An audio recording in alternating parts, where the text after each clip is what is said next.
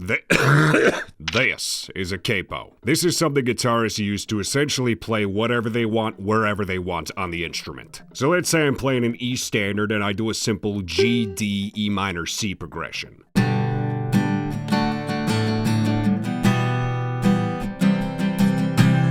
Sounds okay, but a little bland. Like I could spend all day making a playlist with songs that use that exact same progression. But if we take our trusty capo and put it on, let's say, the 2nd fret and play that same progression, it'll sound like this.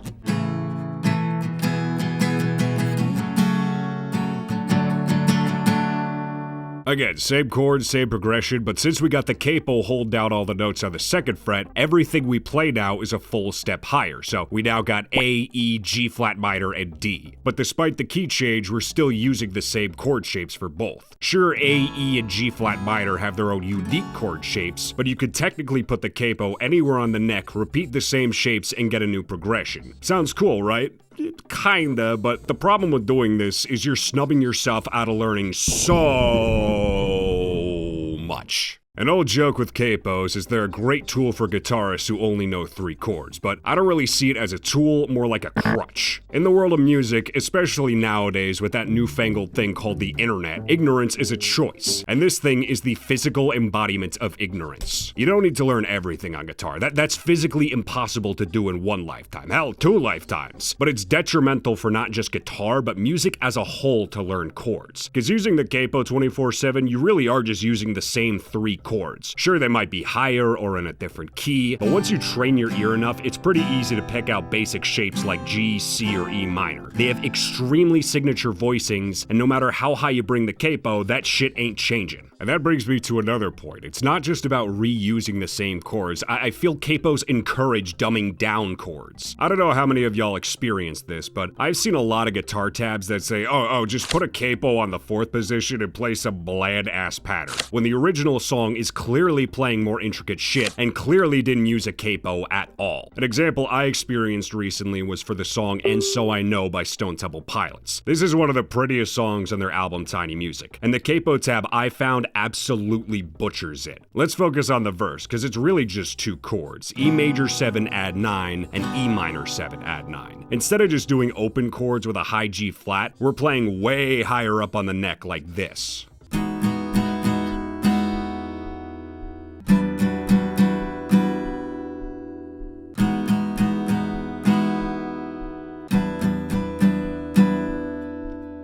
Now that's quite the contrast compared to like this, but I'm still playing the same notes for both. These chords are just higher up on the neck and use different shapes, so they're gonna sound a bit different, but are still the same at the end of the day. But then in between those chords, there's also this cool slide between the 9th and 11th frets on the A and D strings. It's a nice hook that ties everything together, so when you play the whole thing, it sounds like this.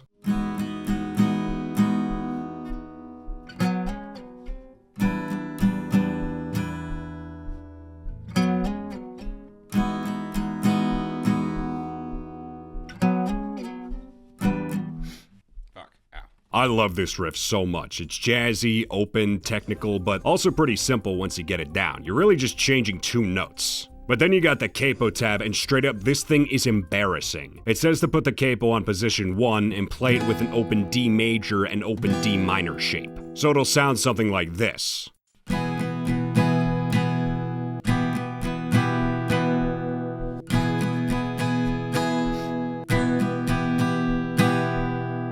Never mind the fact it makes you hold down the root note for this open sounding song, like literally just bump the capo up 1 fret, you don't gotta hold down shit. But it takes out all the notes that made those original chords so tasty. There's no major 7, no minor 7, and there sure as hell ain't no add 9s. Like you can hear the verses a little bit with the capo, it's still a unique progression, but again, since this version doesn't have the nuances of the original or even the slide hook, it just sounds sterile and boring. And this isn't even the worst part. There's a little section at the end of the verses, and the chords are normally A major 7, A minor 7, and E minor 7 add 9, I think. It's also got an A in there, so I guess it would be sustained. I don't know. You know you got a good chord when you don't know precisely what it is, but altogether it would sound like this.